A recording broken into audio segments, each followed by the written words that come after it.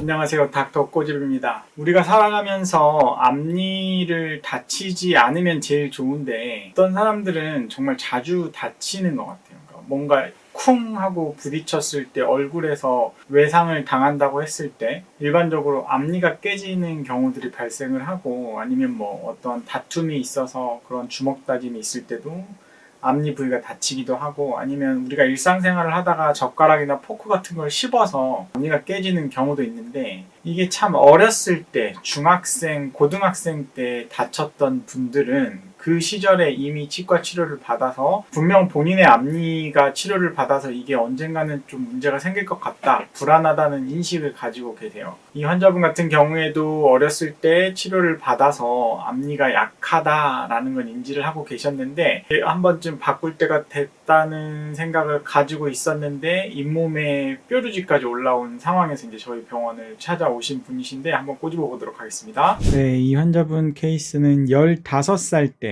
15살이니까 뭐 중학생 때죠. 중학생 때 이제 외상을 당해서 치아가 이제 치료를 했었는데 7년 전에 신경치료를 진행했고 근데 이제 잇몸 위에 뾰루지가 생겼어요 라고 했어요. 이 외상 당했을 당시에는 아마 신경치료는 안 했었던 것 같아요. 크라운만 했을 수도 있고 아니면 뭐 레진만 했을 수도 있겠죠. 아무튼 치아가 깨져가지고 이제 외상을 당한 상태에서 7년 전에 또 신경치료를 다시 진행을 했는데도 불구하고 잇몸 위에 뾰루지가 생겼어요 라고 이제 오셨는데 타치과에서 이제 이거는 안 된다, 발치를 하자라고 해서 이제 오신 분이세요. 이런 분들 비슷한 케이스가 저희 병원에 워낙 많기 때문에 정말 많이들 찾아오시는 것 같아요. 이 앞차가 보면 이 엑스레이 상에서 봤을 때 신경치료가 뿌리 끝까지 잘 돼 있는 편이에요. 그러니까 신경치료가 엑스레이 소견은 나쁘지 않네,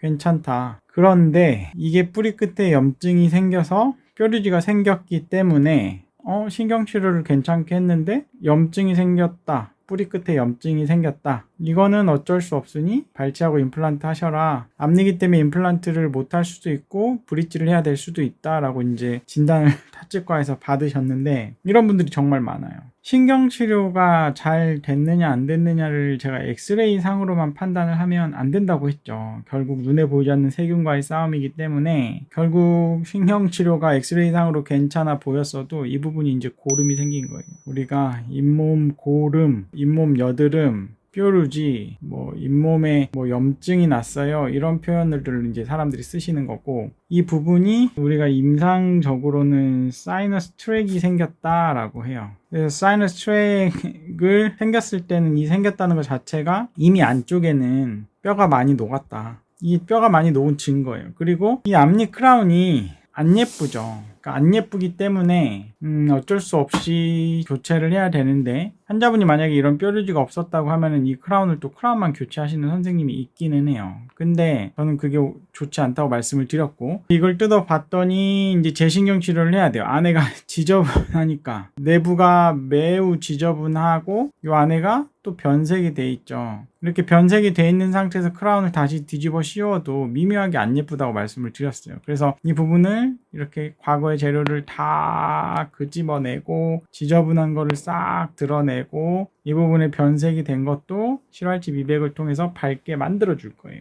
그래서 이 과정을 두세 번에 걸쳐서 했고, 이 색깔도 원래 변색이 됐던 치아가 실활치 미백 약제를 한두 번만 넣게 되면 이렇게 노란색 느낌으로 변하는 거예요. 완전 하얗게까지는 할 필요 없고 이런 까만 느낌만 없어지면 충분히 좋은 크라운 결과가 나올 수가 있어요. 그래서 신경치료를 다시 해준 상태에서 이 부분을 크라운을 갖다 해준 거고, 이런 임시치아 상태에서 쓰시기 때문에 환자분이 크게 이거 뜯어내고 사회생활 어떻게 하지 이런 걱정을 하는데, 실은 치료 중간에 치아가 없는 상태로 있는 적은 한 번도 없으시니까 과감하게 재치료를 결정하셔도 무방하세요. 그래서 이제 이렇게 마무리하기 전 단계에 보면 굉장히 치아가 벌써 내부가 굉장히 자연스러운 색깔이죠. 그리고 이제 크라운까지 완료를 이렇게 해드린 거예요. 처음에 기억이 아마 안 나시겠지만 이런 상태의 크라운이었는데 이렇게 이게 또 가로 세로 비율 때문에 이게 좀 늘어난 것처럼 보이는데 어쨌든 이런 자연스러운 좌우가 대칭인 크라운으로 예쁘게 신미성까지 잡은 거고, 뿌리 끝에 고름은 그냥 제가 항생제를 먹인 것도 아니고 여기를 긁어낸 것도 아니에요.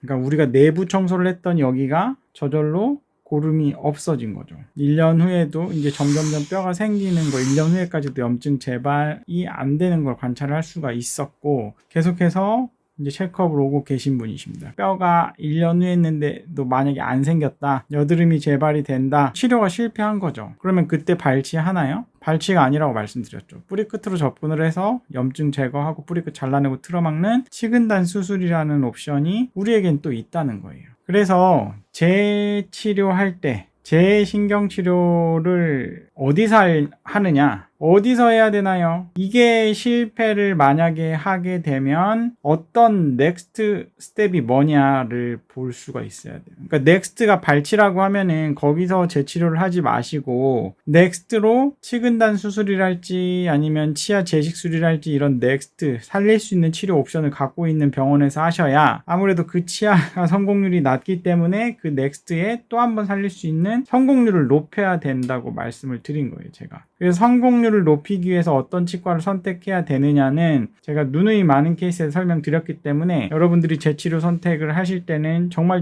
치과 선택에 유의를 하셔야 된다는 거죠. 어렸을 때부터 치료를 외상이 됐든 충치가 됐든 앞니에 대해서 치료를 하시고 본인의 앞니에 대해서 걱정이 많으신 분들한테는 이런 비슷한 케이스가 분명히 살아가는 중에 발생을 할 거예요. 이 재치료를 받으실 때는 좋은 치과를 선택하셔야 된다는 걸 다시 한번 강조드리고 싶고요. 이 영상이 도움이 되셨다고 하시면 닥터꼬집 좋아요, 구독 꼭 요청드리고요.